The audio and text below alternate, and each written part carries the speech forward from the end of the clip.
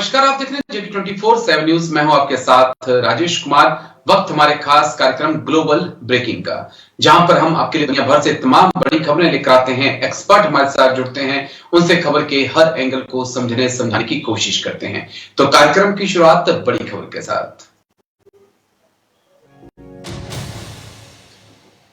पाक सेना को आतंकी ऑपरेशन में लगा झटका। खैबर पख्तूनख्वा में पाक के 8 सैनिक मारे गए। पाक सेना ने 9 आतंकियों को भी किया ढेर। बड़ी खबर आपको बता दें, टीटीपी के खिलाफ पाक सेना चला रही थी ऑपरेशन। बड़ी खबर आपको बता दें इस वक्त की, पाक सेना को आतंकी ऑपरेशन में लगा बड़ा झटका। खैबर पख्तूनख्वा में पाक के 8 सैनिक मारे गए। पाक सेना ने 9 टीटीपी आतंकियों को भी मार गिराया। पाक सेना को आतंकी ऑपरेशन में बड़ा झटका लगा है। खैबर पख्तूनख्वा में पाकिस्तानी सेना के 8 सैनिक मारे गए। पाक सेना ने 9 आतंकियों को ढेर किया। टीटीपी के खिलाफ पाक सेना चला रही थी ऑपरेशन। बड़ी खबर आपको बता दें इस वक्त की, पाक सेना को आतंकी ऑपरेशन में लगा बड़ा झटका। खैबर पख्तूनख्वा में पाकिस्तानी सेना के 8 सैनिक मारे गए। पाक सेना ने 9 आतंकियों को ढेर किया। टीटीपी के खिलाफ पाक सेना चला रही है ऑपरेशन। इस वक्त की बड़ी खबर पाकिस्तान से, पाक सेना को आतंकी ऑपरेशन में लगा बड़ा झटका। खैबर पख्तूनख्वा में पाकिस्तानी सेना के 8 जवान मारे गए। जल्दी से एक बार ग्राफिक्स प्ले करिए, उसके बाद एक्सपर्ट्स के पास हम चलेंगे।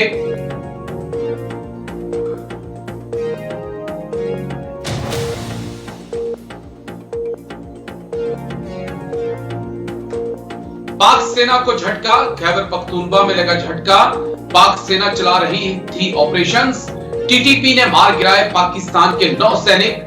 8 टीटीपी आतंकी भी मारे गए। पाक सेना के कई कमांडो मारे गए। लश्करे इस्लाम के 2 कमांडर भी ढेर हुए इस पूरे ऑपरेशन में। तो पाकिस्तानी सेना लगातार बलूच लिबरेशन आर्मी तहरीके तालिबान पाकिस्तान का सामना कर रही है और खैबर पख्तूनख्वा बलूचिस्तान में हालात बेहद खराब। लेकिन एक बार और एक बड़ा झटका पाक आर्मी को लगा है। हमारे साथ 2 खास मेहमान चर्चा में जुड़ चुके हैं। कर्नल दिनेश शर्मा हमारे साथ जुड़ चुके हैं। बहुत बहुत शुक्रिया सर। जैन सबसे पहले थैंक यू समय देने के लिए सर। डॉक्टर राम श्रीवास्तव विदेश मामलों के जानकार भी हमारे साथ जुड़ चुके हैं। बहुत बहुत शुक्रिया डॉक्टर राम। जय हिंद आपको भी, thank you. Colonel Dinesh Sharma sir, जिस प्रकार से पाक सेना लगभग पिछले 2 दशक से खैबर पख्तूनख्वा में बलूचिस्तान में ऑपरेशन चला रही है, लेकिन एक बड़ी कामयाबी उनके हाथ नहीं लग पाई है। इस बीच एक और झटका, तहरीके तालिबान पाकिस्तान का 8 पाक सेना के जवानों को मार गिराया। हालांकि तहरीके तालिबान पाकिस्तान के भी 9 आतंकी मारे गए हैं। किस प्रकार से इस पूरे ऑपरेशन को देखते हैं सर? राजेश जी, पाकिस्तान सेना द्वारा खैबर पख्तूनख्वा में ऑपरेशन चलाने के पीछे कई ऐतिहासिक और वर्तमान कारण रहे हैं। इन ऑपरेशनों का मुख्य उद्देश्य है आतंकवाद, विद्रोह और जो इंस्टेबिलिटी की सिचुएशन है उसे खत्म करना। लेकिन पिछले 2 दशकों से पाकिस्तान आर्मी को इसके अंदर से पूरी सफलता नहीं मिल रही है। उसके बेसिक कारण हैं क्योंकि ये जो टीटीपी है, तहरीक तालिबान पाकिस्तान, इनका गढ़ जो है वो खैबर पख्तूनख्वा में है और जो पाकिस्तान की सीमा डोरैंड लाइन के पास पड़ती है उस इलाके के अंदर, जैसे नॉर्थ वजीरिस्तान है, साउथ वजीरिस्तान है, उस इलाके के अंदर इनके गढ़ बने हुए हैं। वो इलाके के अंदर जो गवर्नेंस है और बाकी कुछ जो सिक्योरिटी फोर्सेस का वहाँ पे जो दबदबा होना चाहिए वो नहीं है। इससे भी पीछे अगर आप इतिहास के ऊपर जाएं तो 1979 के अंदर जिस समय रशिया ने अस्तवाइल यूएसएसआर ने अफगानिस्तान के ऊपर हमला किया था, तो पाकिस्तान ने मुजाहिदीनों की मदद और वहां से अफगानिस्तान से काफ़ी जो शरणार्थी थे वो इस इलाके के अंदर आ गए और इन्हीं शरणार्थियों के साथ जो है आतंकवादी इस इलाके के अंदर आ गए। 1990 के दशक के अंदर तालिबान और टीटीपी का उदय होता है, राइज होता है, और टीटीपी का जो मेन मकसद है उनकी लड़ाई है पाकिस्तान की एस्टेब्लिशमेंट और पाकिस्तान की सेना से। वो नहीं मानते हैं कि पाकिस्तान में जिस तरह का शासन चल रहा है, प्रजातंत्र है, डेमोक्रेसी है, वो वहां पे इस्लामिक राज, शरियत का प्रकार की जो है वहां पे सिस्टम लाना चाहते हैं। तो बेसिकली उन लोगों ने अपने जो इलाके हैं, इन्फ्लुएंस के इलाके हैं, वो काफी इलाके के अंदर बढ़ा लिए। इवन कराची के अंदर भी उनके स्लीपर सेल हैं जो कि उनको मदद करते हैं, जो इकोनॉमिक एस्टेब्लिशमेंट है या सेना के ठिकाने हैं, उनके ऊपर वो हमला करते हैं।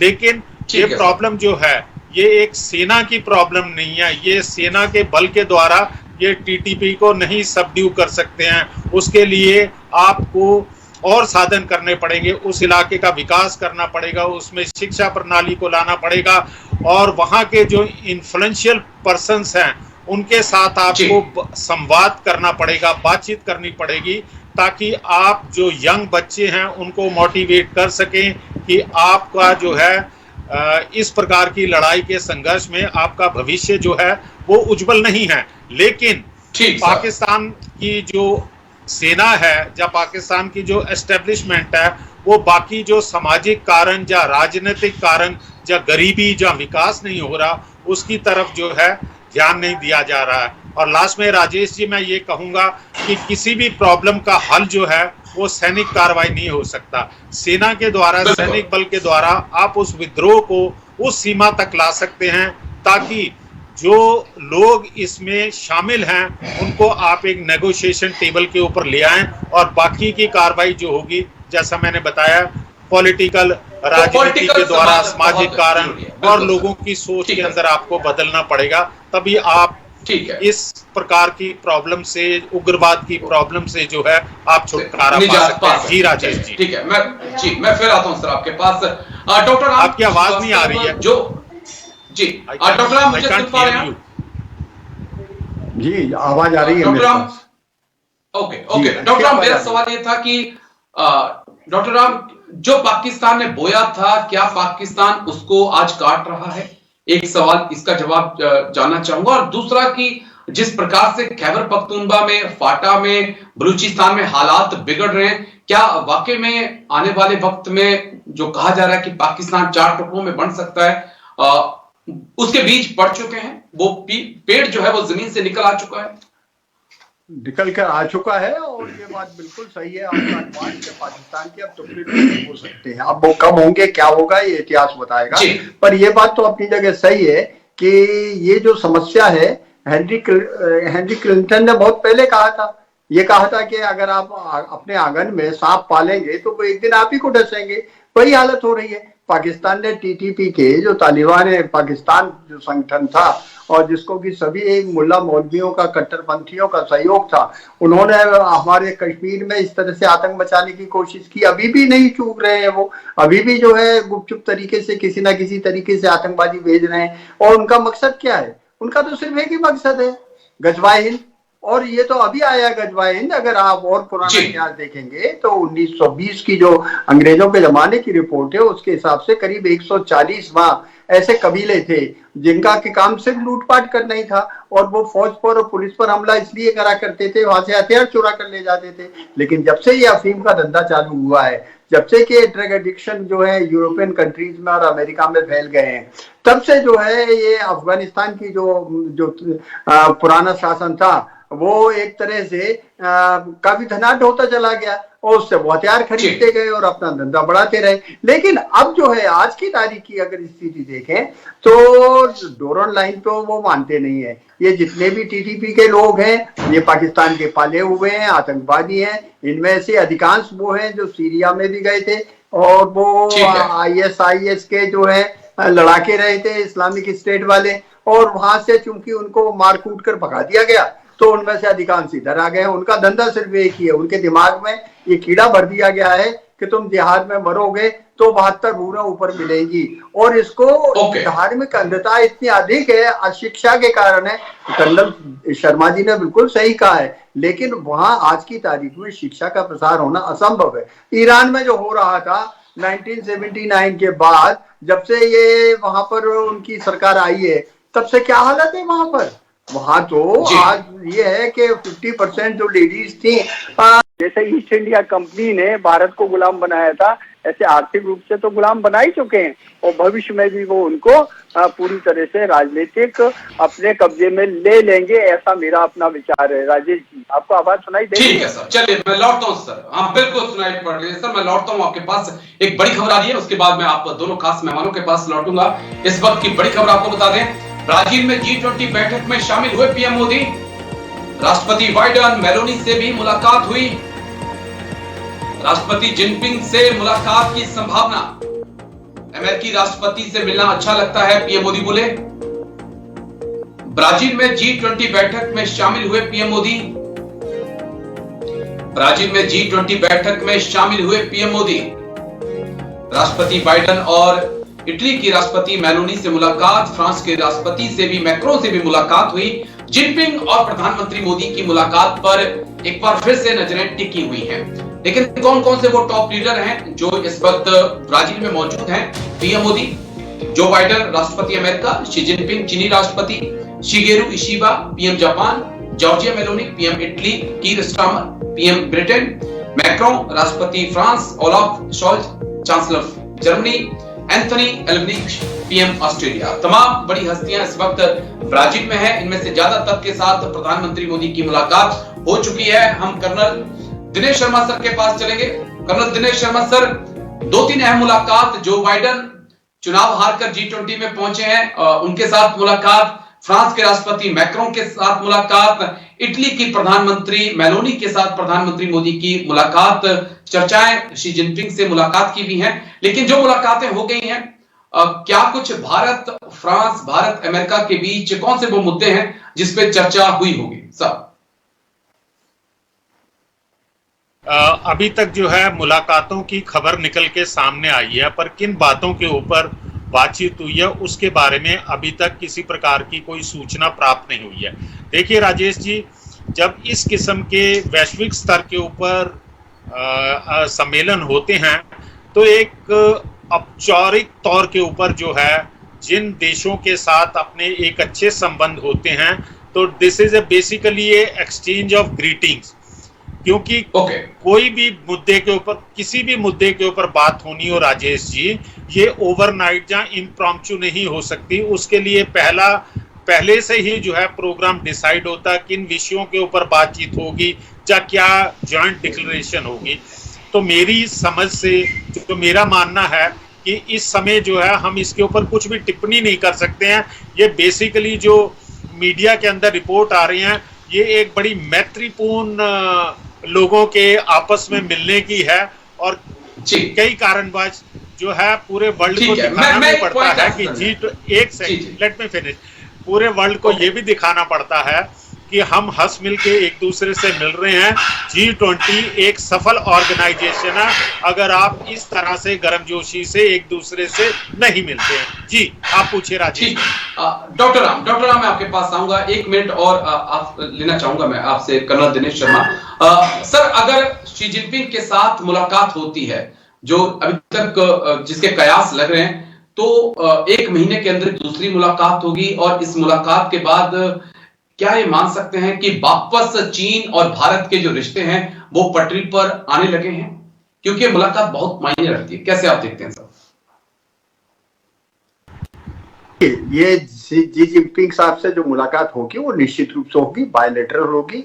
और इसमें अभी तक जितना जो कदम बढ़ाए हैं हमने, उनके बारे में समीक्षा की जाएगी और आगे और स्टेप बाय स्टेप और क्या कर सकते हैं टेंशन ईज करने के लिए। क्योंकि आज की तारीख में चीन की बहुत बड़ी आवश्यकता है। चीन की एक ही निगाह है इस समय, वो है ताइवान। और ताइवान के चारों तरफ इस समय जब हम चर्चा कर रहे हैं, उसके 37 जहाज जो है, पानी के जहाज, लड़ाकू जहाज चारों तरफ घूम रहे हैं। हालांकि वो अंतरराष्ट्रीय उसमें घूम रहे हैं, लेकिन ताइवान ने एक तरह से अपनी पूरी सेना को अलर्ट कर दिया है। किसी समय चिंगारी भड़क सकती है, ऐसी संभावनाएं लग रही हैं। हालांकि चूंकि वहां अमेरिकी बेड़ा मौजूद है, इसलिए ऐसा कुछ होगा नहीं। लेकिन सवाल ये उठता है कि इस मीटिंग के अंदर सिर्फ ये औपचारिक मीटिंग नहीं है, हलवा या पिकनिक वाली नहीं है। इसमें प्रधानमंत्री का बहुत महत्व है।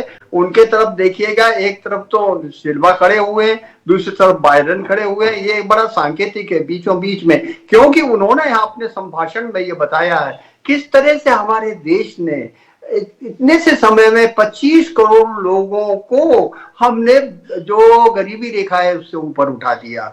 ये एक संदेश है उन सभी देशों के लिए जो गरीबी से पिट रहे हैं। न केवल इतना, आज कई देश जो है भुखमरी से परेशान है। क्यों? क्योंकि शहर तो बढ़ रहे हैं, गांव भी बढ़ रहे हैं, खेती सब सिकुड़ती जा रही है, और जो क्लाइमेटिक चेंजेस हो रहे हैं उसकी वजह से कहीं तूफान आ रहे हैं, कहीं बाढ़ आ रही है, कहीं जंगलों में आग लग रही है। इसके कारण जो है खाद्य उत्पादन कम होते जा रहे हैं। समुद्री जीव जंतु भी कई जगह जो है अब बहुत कम होते चले जा रहे हैं। जो मांसाहारी लोग हैं उनके लिए भी ये वहां पर कई जगह पॉइजन हो रहा है। जैसे जापान और चीन के बीच का समुद्र, आजकल वहां का कोई खाता नहीं है, क्योंकि जब से वहां परमाणु भट्टी में सुनामी के कारण नुकसान हुआ था, वहां रेडियो एक्टिविटी बढ़ गई है। तो निश्चित रूप से आगे बातचीत की संभावना है। तो हमारे मोदी जी ने जब ये बताया कि 80 करोड़ लोग। ठीक है सर, आता हूं मैं उसके बाद आपके दोनों के पास आता हूं, क्योंकि एक और बड़ी खबर है जिस पर हम डिटेल से बातचीत करेंगे। बड़ी खबर है एक और, डोनाल्ड ट्रंप के बेटे का बाइडेन पर बड़ा आरोप। जो बाइडेन तीसरा वर्ल्ड वॉर कराना चाहते हैं। ATACMS मिसाइलों से हमला कर सकेगा यूक्रेन, बाइडेन ने परमिशन दे दी है। ATACMS मिसाइल दागी तो मुंह तोड़ जवाब मिलेगा, ये सीधा रूस की तरफ से जवाब दिया गया है। डोनाल्ड ट्रंप के बेटे का बाइडेन पर बड़ा आरोप। Joe Biden third world war चाहते हैं। ATACMS मिसाइलों से हमला कर सकता है यूक्रेन। जल्दी से ग्राफिक्स एक बार प्ले कर दीजिए, उसके बाद एक्सपर्ट्स के पास हम चलेंगे डिटेल से समझने के लिए।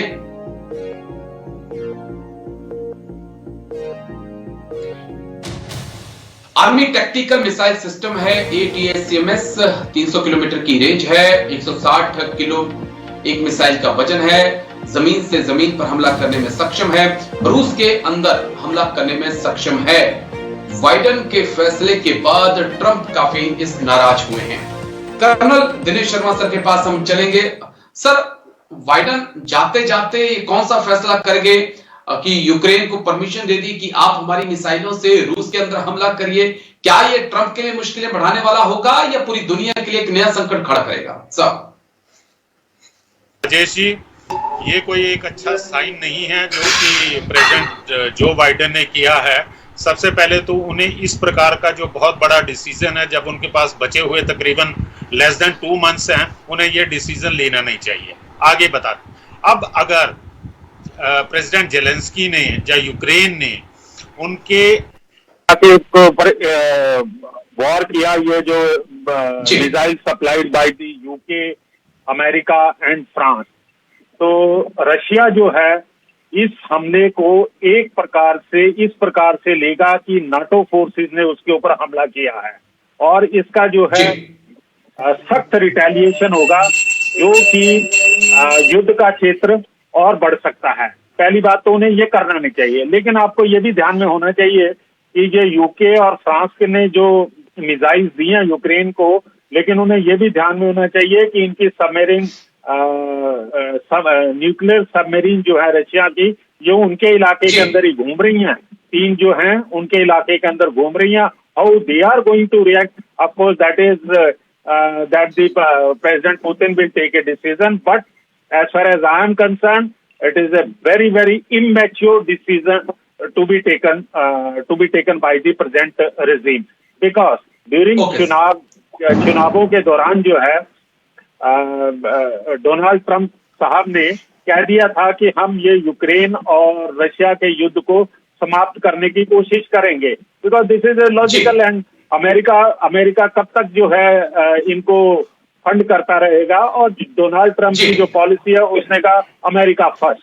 तो मेरे नजरिए से ये है कि ये गलत काम हुआ है, एंड इवन ये यूक्रेन को भी जो है सोच समझ के ये एक्शन लेना चाहिए, ना कि उनकी जो पुरानी स्टेटमेंट है कि आप हमें हथियार दे रहे हैं लेकिन आपने हमारा एक हाथ जो है पीठ के ऊपर बांध के रखा हुआ है।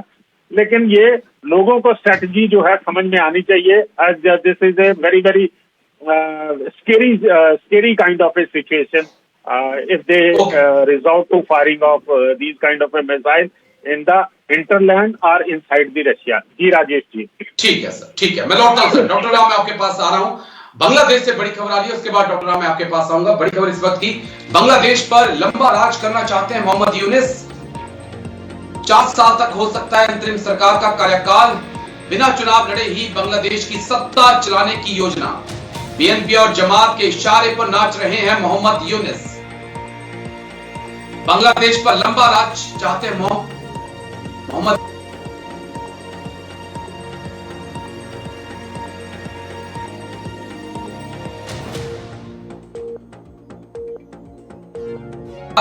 बिना चुनाव लड़े ही बांग्लादेश की सत्ता चलाने की योजना। बीएनपी और जमात के इशारे पर नाच रहे हैं मोहम्मद यूनिस।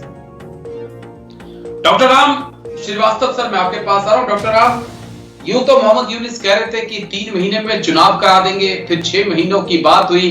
अब तो कहा जा रहा है कि चुनाव लड़ने की जरूरत नहीं है, लेकिन 4 साल हम सत्ता भोगेंगे। किस प्रकार से मोहम्मद यूनिस के इस फैसले को आप देख रहे हैं?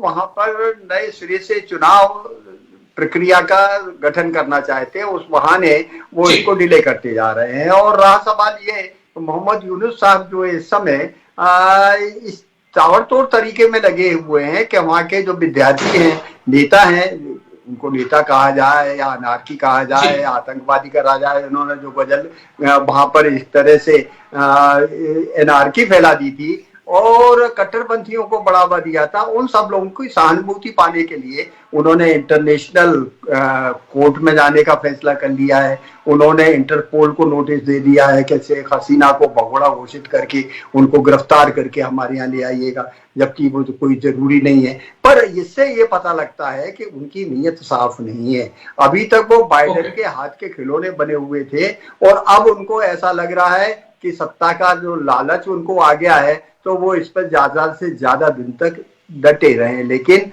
अभी जो परेशानियां उनको आ रही है, आर्थिक परेशानी आ रही है, बिजली उनकी कट गई है 50%, अदानी का 800 मिलियन डॉलर का भुगतान उनके पास करना है, पैसा ही नहीं है। वहाँ फैक्ट्रियां बंद पड़ी हैं, अभी कहीं से कोई सहायता नहीं है। सहायता मिल रही है तो कहाँ से मिल रही है? पाकिस्तान से। पाकिस्तान क्या कर रहा है? वो कंटेनर के अंदर बम विस्फोटक भर के वो भेज रहा है। उसकी क्या मंशा है? उसकी मंशा सिर्फ एक ही है कि रोहिंग्या के जो वहां पर आए हुए हैं और दूसरे भगोड़े जैसे कहना चाहिए जो आतंक ये घुसपैठिए हैं, इन सबको और अंदर घुसाने की कोशिश करेगा और उसमें ये बम फटाके का उपयोग करेगा। इसके लिए मुझे तो लगता है कि निकट भविष्य में एक्सपोर्ट क्या कर सकता है? डॉक्टर साहब, पाकिस्तान क्या एक्सपोर्ट कर सकता है? पाकिस्तान दुनिया में जिहाद आतंकियों की सप्लाई करता है, वही बांग्लादेश को भी सप्लाई कर रहा है। चलिए मैं लौट पाकिस्तान खबर आ रही है, गधे एक्सपोर्ट कर रहा है पाकिस्तान। जी सर, भारत की हाइपरसोनिक मिसाइल से टेंशन में पाकिस्तान। 1500 किलोमीटर रेंज तक हमला कर सकती है मिसाइल। पाकिस्तान चीन के रडार भी हो जाएंगे फेल। परमाणु हथियार ले जाने में सक्षम भारत की मिसाइल। बड़ी खबर आपको बता दें, भारत की हाइपरसोनिक मिसाइल से टेंशन में पाकिस्तान। 1500 किलोमीटर रेंज तक हमला कर सकती है मिसाइल। चीन पाकिस्तान के रडार भी हो जाएंगे फेल। परमाणु हथियार ले जाने में सक्षम है मिसाइल। जल्दी से एक बार ग्राफिक्स प्ले कर दीजिए, उसके बाद एक्सपर्ट्स के पास चलेंगे।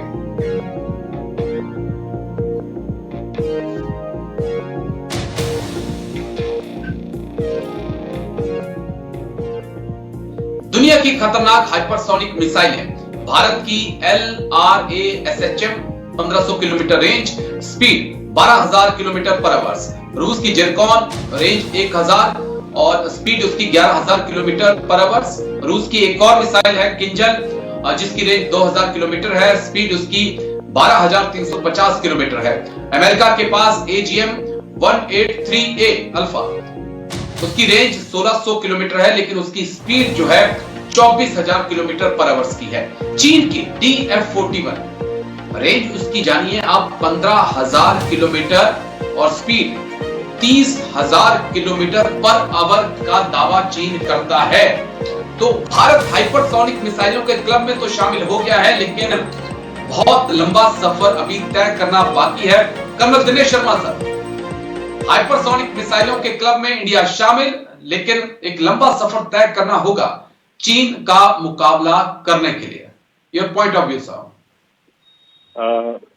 राजेश जी, हम एक उभरता हुआ भारत है, इकोनॉमी में हम प्रोग्रेस कर रहे हैं, लेकिन अगर हमें अपने आप को और स्ट्रांग बनाना है तो ये जग जाहिर है कि वो देश तभी स्ट्रांग होगा अगर उसकी आर्म्ड फोर्सेस, डिफेंस फोर्सेस जो है वह स्ट्रांग होगी। अभी हमारी गवर्नमेंट का पिछले कुछ सालों से आत्मनिर्भर के बारे में वो बातचीत कर रहे हैं, जिसमें हमने काफी हद तक प्रोग्रेस भी की है। ये हाइपरसोनिक मिसाइल का जो तकरीबन 10 या 15 दिन पहले ही इसका हमने सक्सेसफुली टेस्ट किया है, तो ये हमारे जखीरे के अंदर एक नया वेपन सिस्टम आ जाता है। हम एक शांति प्रिय देश हैं, हम लोगों को डराने के लिए इस प्रकार के अपने हथियार नहीं, लेकिन हमारा बेसिक एम है कि हम अपनी सुरक्षा अपने देश की सॉवरेनिटी और इंटेग्रिटी के लिए कर रहे हैं, और लोगों को भी पता हो जाना चाहिए।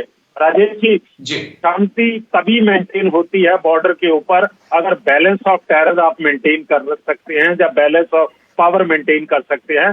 तो ये जो हाइपरसोनिक मिसाइल है, ये भी उसी कड़ी के अंदर एक अगला कदम है जो हमारे विशाल भारत ने और हमारी सरकार ने इसके ऊपर काम किया है। यस, बेसिक चीज तो हमने तैयार कर ली है, बेसिक टेस्ट कर लिया। अब ज्यादा से ज्यादा क्या है, हमें कुछ समय लग जाएगा इनको फुल फ्लैश बना के और अपनी आर्म्ड फोर्सेस को पास ऑन करने के लिए। जी राजेश जी। जी, ज्यादा लंबा वक्त नहीं लगेगा, लेकिन जिस प्रकार से डीआरडीओ काम करता है। डॉक्टर राम, मैं आपके पास आ रहा हूँ। डॉक्टर राम, एक सोशल मीडिया पर बड़ी बहस चल रही है इस मिसाइल को लेकर कि क्या वाकई में हाइपरसोनिक है भी या नहीं। आपका पॉइंट ऑफ व्यू सर, जल्दी से, 1 मिनट मेरे पास बचा है। और बिल्कुल हाइपरसोनिक है ये, और ध्वनि की गति से 5 गुना ज्यादा अभी हमने उसको बना लिया है, उसका सक्सेसफुल परीक्षण कर लिया है। इसकी खासियत ये है कि पहले जैसे रॉकेट जैसे इसको छोड़ा जाएगा, और स्क्रीम जेट जो इंजन है विशेष रूप से भारत की तकनीक से ही उसको तैयार किया गया है। फिर ये लो लेवल पर जाकर दुश्मन के रडार में नहीं आएगा और ग्लाइड होता हुआ जाएगा। इसकी गति इतनी तेज रहेगी कि अब हम इसमें धीरे धीरे विकास करके 5 की जगह 7 कर देंगे, 9 कर देंगे, और मैक्सिमम 20 मैक तक इसको कर लेंगे, ऐसी हमारी योजना है। क्योंकि मैं जानता हूं कि ये कितना खतरनाक हो सकता है। 450 केजी का अभी लोड ले जा सकती है, लेकिन निश्चित रूप से ये कम से कम 1-2 टन तक का लोड ले जा सकती है। न्यूक्लियर पावर भी जो आर्सेनल है वो उनका भी ये कैरी फॉरवर्ड कर सकती है। दूसरी तरह की जो मिसाइल है जो हमने विकसित कर ली है, उसका परीक्षण अभी होने वाला है, हाइपरसोनिक की है वो। उसके में वो अंतरिक्ष में ऊपर जाएगी, 0 ग्रेविटी में जाएगी और वहां से गिरेगी, और वो इतनी जबरदस्त रहेगी क्योंकि दुश्मन के सैटेलाइट भी उसको नहीं पकड़ पाएंगे। उसकी गति इतनी तेज होती है कि जब तक दुश्मन का रडार का सिग्नल बज जाएगा, लौट कर आएगा, वो वहां से काफी दूर चली जाएगी। कि उसकी ट्रेजेक्टरी को कंट्रोल करना या वो सिर्फ मैनेवरिंग या हमारे कंट्रोल स्टेशन पर है, ये उड़ते समय कभी समय का थोड़ा सा अभाव है डॉक्टर साहब। जी, शुक्रिया डॉक्टर साहब, आपका समय का थोड़ा सा अभाव है, माफी चाहूंगा, लेकिन बहुत बहुत शुक्रिया आप दोनों खास मेहमानों का। कर्नल दिनेश शर्मा सर, बहुत बहुत शुक्रिया। डॉक्टर राम श्रीवास्तव जी, आपका बहुत बहुत शुक्रिया मेरे साथ खास चर्चा में जुड़ने के लिए, तमाम पहलुओं पर इतनी बारीकी से अपनी बात रखने के लिए। तो आज ग्लोबल ब्रेकिंग में मेरे साथ इतना ही, कल फिर होगी मुलाकात, दीजिए इजाजत, नमस्कार।